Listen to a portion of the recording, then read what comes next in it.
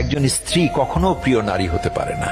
আপনি যদি বেশিরভাগ মানুষকে জিজ্ঞেস করেন আপনার জীবনের প্রিয় নারী কে, স্বাভাবিকভাবেই অনেকে বলবেন মা, কেউ কেউ বলবেন বোন, কেউ কেউ বলবেন মেয়ে, আবার অনেকেই বলবেন নানি, কারণ নানি তাকে কোলে পিঠে করে মানুষ করেছেন। কিন্তু আমি ভীষণ অবাক হই, এমন একজন মানুষও নেই যিনি বলবেন আমার জীবনের প্রিয় নারী আমার স্ত্রী। আসলে বাঙালিদের সমস্যাটা হলো স্ত্রীকে ভালোবাসি বললে মান সম্মান কমে যায়, স্ত্রীর কাছে ছোট হতে হয়, লোকে বউ পাগল বলবে, আবার অন্যান্য পুরুষের কাছে নিজের পৌরুষত্বটা একটু কমে যায়। আচ্ছা, এমন একজন পুরুষও কি নেই যার অসুস্থতার সময় তার স্ত্রী হাসপাতালের বেডের পাশে নির্ঘুম রাত কাটিয়েছে, কিংবা বাবার বাড়ির বিলাসবহুল বাড়ি ছেড়ে একসাথে জীবন যুদ্ধটা করবে বলে অল্প বেতনের ছেলেটার হাত ধরে বাড়ি ছেড়েছে? শ্বশুর বাড়ির ঝাল তরকারি খেতে না পারলেও বাবার বাড়ি থেকে ফোন এলে ঠিকই বলেছে আমি খুব ভালো আছি।